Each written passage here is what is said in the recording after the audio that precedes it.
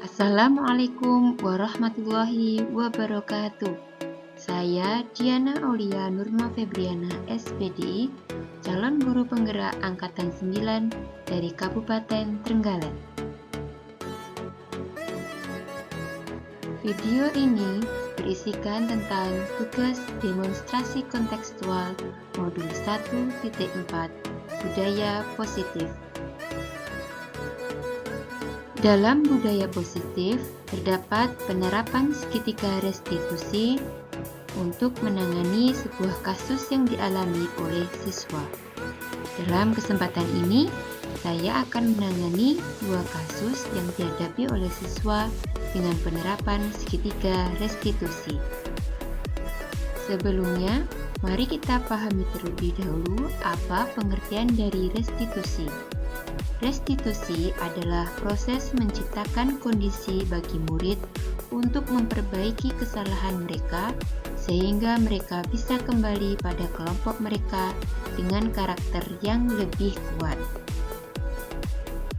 Restitusi juga merupakan proses kolaboratif yang mengajarkan murid untuk mencari solusi untuk masalah mereka dan membantu murid berpikir tentang orang seperti apa yang mereka ingin menjadi atau tujuan mulia dan bagaimana mereka harus memperlakukan orang lain.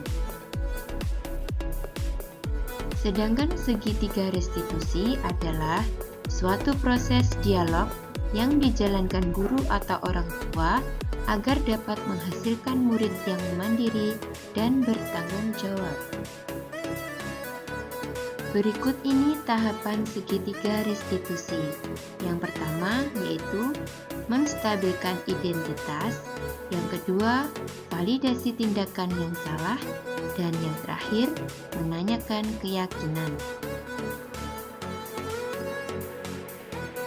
Di dalam menstabilkan identitas, kita menghadapi masalah tersebut dengan berdasarkan prinsip membuat kesalahan adalah bagian dari proses pembelajaran dan menggeser identitas gagal ke identitas yang sukses. Sedangkan validasi tindakan yang salah yaitu berdasarkan prinsip setiap perilaku berupaya memenuhi suatu kebutuhan tertentu dan guru akan bergeser dari pemikiran stimulus respon menjadi proaktif serta mengenali dan mengakui kebutuhan murid, maka akan memperbaiki hubungan dengan murid. Dan langkah ketiga dalam segitiga restitusi yaitu menanyakan keyakinan, yaitu murid akan diberi pertanyaan bermakna untuk memunculkan motivasi secara intrinsik, serta mampu mengaitkan keyakinannya dengan tindakan yang salah. Di sini kasus 1 yaitu Dava bermain bola di dalam kelas hingga memecahkan vas bunga. Dava, ya. Tadi ada laporan dari teman-teman. Kamu bermain bola di dalam kelas, kemudian ada vas bunga yang pecah. Ya, Dava memang itu salah, tapi saya mengerti manusiawi ya. Kesalahan itu manusiawi, manusia tidak ada yang sempurna. Kadang orang lain maupun ibu guru juga pernah melakukan hal yang salah. Tadi mungkin bisa kamu ceritakan kok bisa pecah, kenapa pas bunganya? Tidak ada teman yang bisa saya ajak bermain di luar kelas, artinya saya bermain di dalam kelas. Terus kemudian kok bisa pecah pasnya? Saya bermain bola dilempar ke sini terus keleset. Gitu. Jadi kalau seperti itu keyakinan kelas apa yang kamu langgar, Dava? Ketika jam istirahat bermain di luar kelas. Kalau seperti itu, menurut kamu mematuhi keyakinan kelas itu apakah penting, Dava? Penting.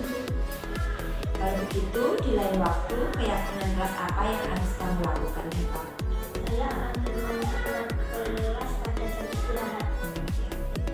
Dava, apakah kamu mau menyelesaikan masalah ini? Mau Bu? Kalau begitu, bagaimana cara kamu menyelesaikan masalah ini?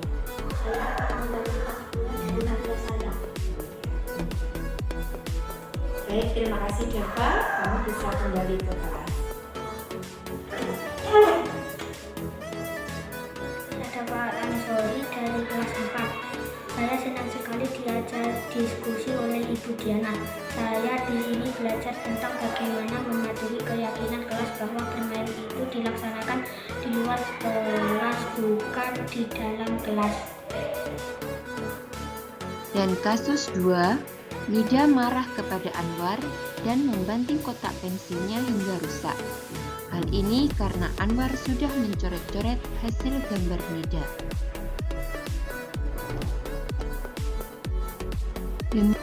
Selamat siang Nida. Tadi mendengar dari teman-teman kamu marah-marah sama Anwar, benar? Saya sangat marah kepada Anwar selama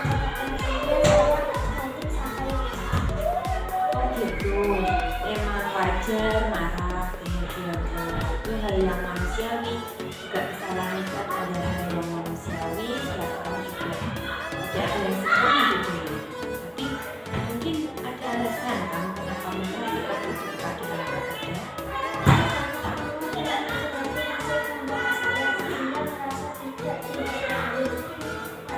Oh gitu ceritanya.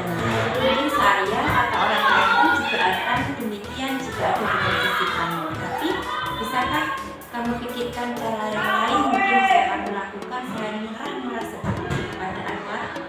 Ya, dulu seharusnya memang saya tidak perlu mengganti kotak pensil Anwar. Oh ya Nida, dengan kamu marah-marah kemudian membanting kotak pensilnya Anwar, menurut kamu apakah sudah melanggar keyakinan kelas? Terus kemudian keyakinan kelas yang mana yang kamu langgar? Menurut kamu menghormati antar teman itu penting atau tidak? Ya, kalau kamu merasa penting, nanti di lain waktu keyakinan kelas apa yang akan kamu laksanakan ketika kamu ada dalam posisi marah?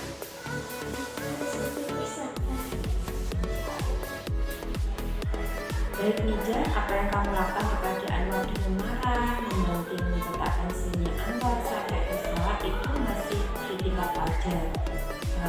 Guru merasa senang kamu tidak melakukan hal yang lebih buruk dari itu, misalnya kamu memukul Anwar. Tapi di lain hari atau dalam masalah ini, bisakah kamu menyelesaikannya dengan masalah ini? Saya akan Anwar dan akan mencoba menyelesaikan kotak pensil. Oke Nida, terima kasih, kamu bisa kembali.